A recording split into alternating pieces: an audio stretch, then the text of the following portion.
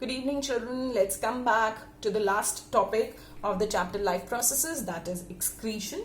Now, excretion is important as we have discussed in the first class of this chapter, that whatever waste products are produced in body, let it be CO2, let it be waste, food, let it be excess water, they all has to be secreted out so the body should be able to function properly, devoid of all the toxins. Now let's define what is excretion.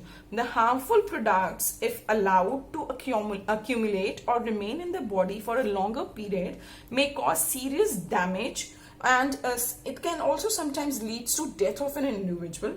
Therefore, these unwanted and harmful waste products needs to be eliminated from the body.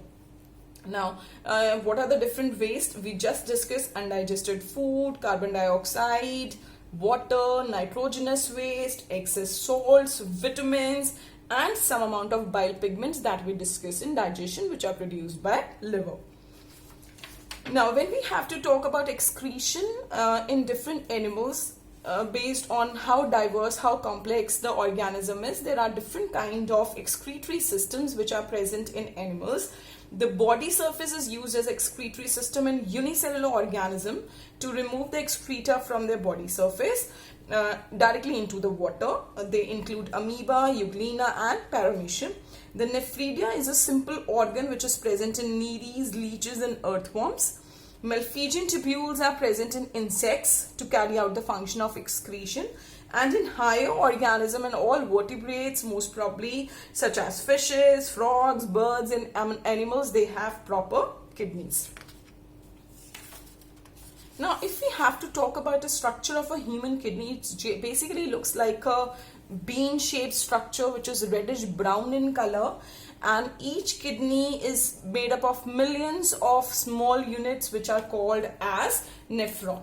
Nephron therefore is also called as structural and functional unit of kidney.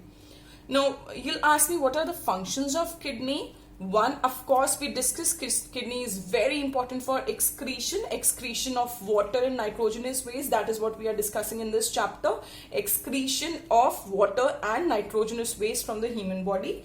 And the second process which is very important is osmoregulation. Let's discuss them one by one.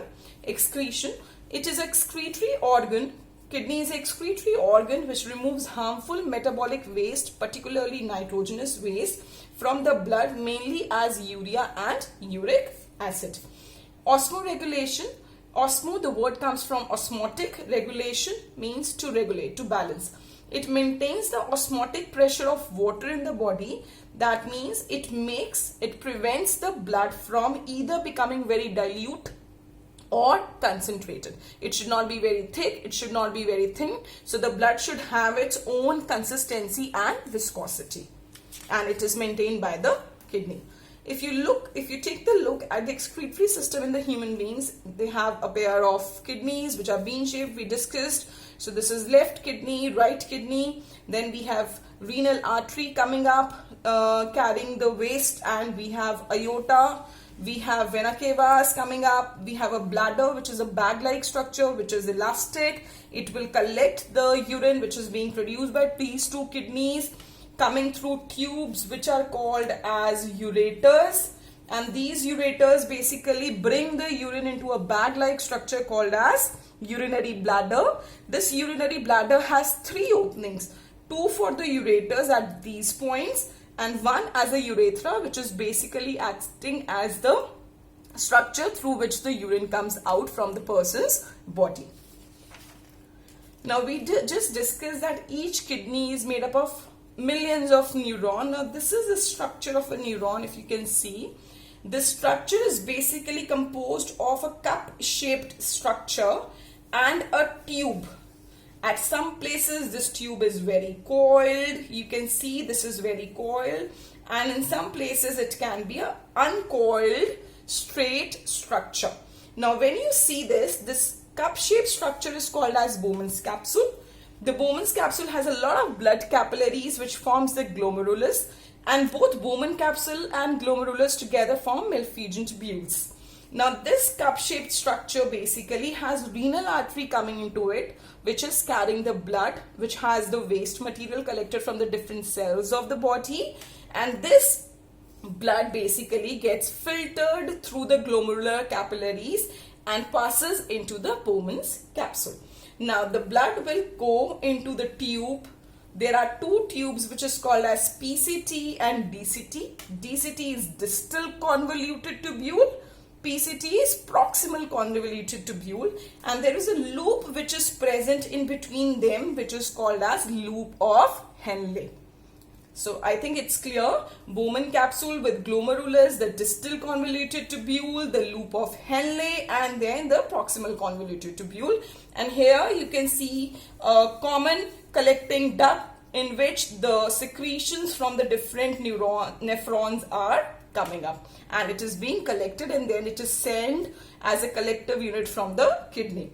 The distal convoluted tubules of several nephrons open into common collecting duct, and then this common collecting duct send the urine produced into the ureters. Now if we have to see in a tabular form the formation of urine in a flowchart diagram, we would see the blood is coming from organs which is rich in nitrogenous waste being carried by renal artery. It is given into the glomerular filtration, and the clean blood will be given to the body back through renal way. From the glomerular filtration, the fluid which is having both waste and the useful substances, the useful substances will be reabsorbed back into the body for the usage in the different metabolic processes, and the waste will be sent into the nephritic tubules. From there it will go and form urine. The urine will be passed to the tube-like structures that we have called as ureters, and ureters will carry the urine into a bag-like structure called as urinary bladder, and urinary bladder will store it till the time it is full. The moment it is full, it will send the nervous signal to the brain so that the urine can be passed out from the body.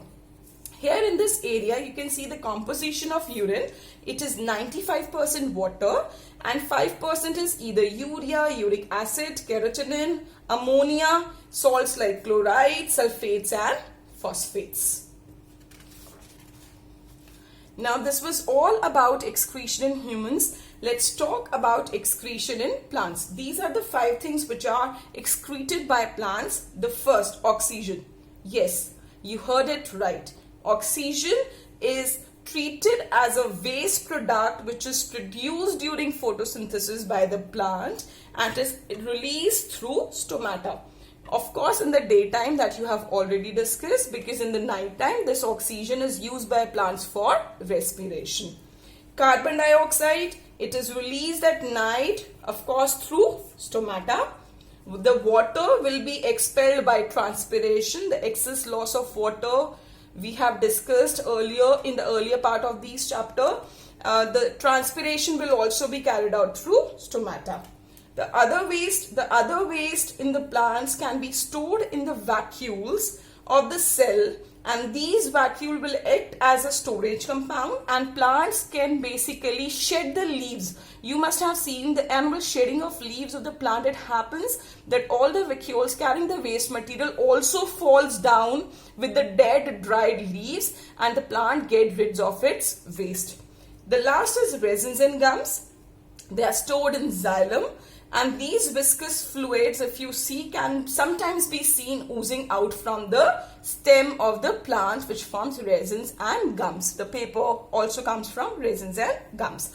Now, when we talk about certain toxins which are synthesized by plants, some of the toxins are also sent directly into the soil by the roots of the plant. So these are the 6 methods by which the plants excrete. By this, we are through with the first chapter in biology, that is life processes. I hope you would have liked all the 6-7 videos that we have posted for the chapter. We have already maintained the playlist so that you can maintain the sequence of the different topics, and you can go through it whenever you feel like, in your exams, during your revisions, etc.